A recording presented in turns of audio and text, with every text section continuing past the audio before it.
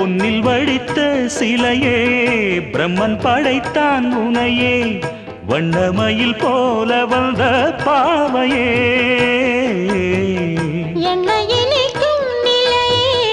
இன்பம் கொடுக்கும் கலையே